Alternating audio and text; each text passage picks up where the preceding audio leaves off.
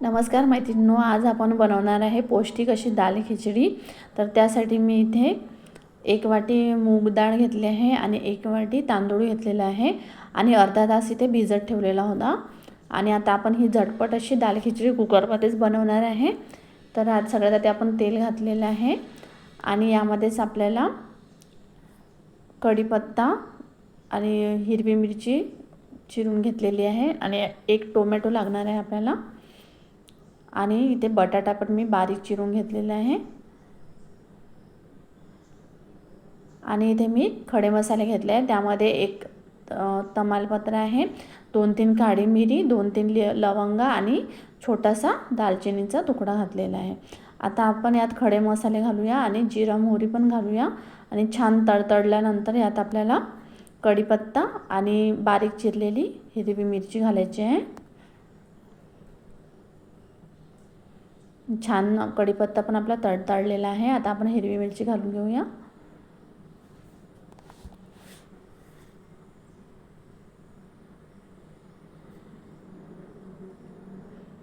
छान परतून घेऊया आणि आता यात आपण टोमॅटो घालून घेऊ।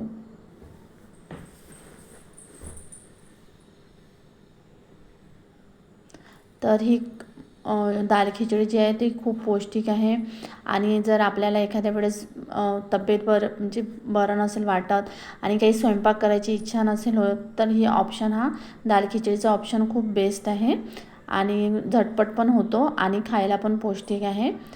तर अशा प्रकारे आता आपण टोमॅटो आणि बटाटा पण घालून घेतलेला आहे आणि चवीनुसार मीठ पण घालायचं आहे आणि 2 मिनिटे छान असं परतून घेऊया। आणि थोडंसं आता मऊ झालेलं आहे बघू शकता आणि बटाटा पण आपला शिजलेला आहे।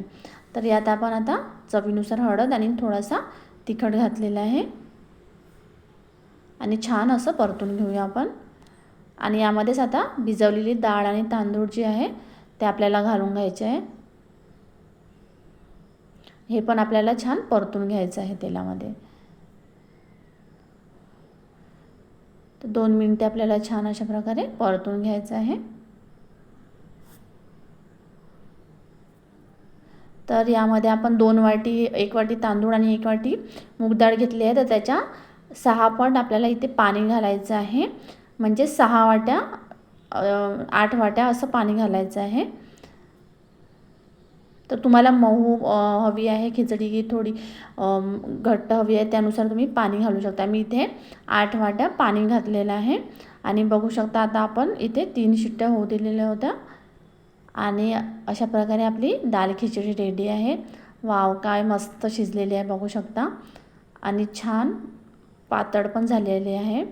मला अशाच प्रकारची ही खिचडी आवडते, थोडी पातळच आवडते। आणि आता आपण यात मस्तपैकी असा झणझणीत तडका देऊया।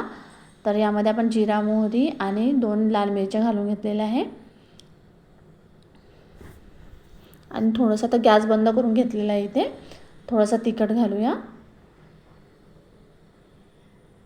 आणि वरून अशा प्रकारे मस्त आपल्याला तडका द्यायचा आहे आणि थोडंसं यात आपल्याला गरम मसाला पण घालायचा आहे। त्यामुळे गरम मसाल्यामुळे खिचडीला खूप छान असा टेस्ट येतो। तर गरम मसाला जरूर घाला थोडासा, त्यामुळे खिचडी खूप छान टेस्टी आणि मस्त लागते।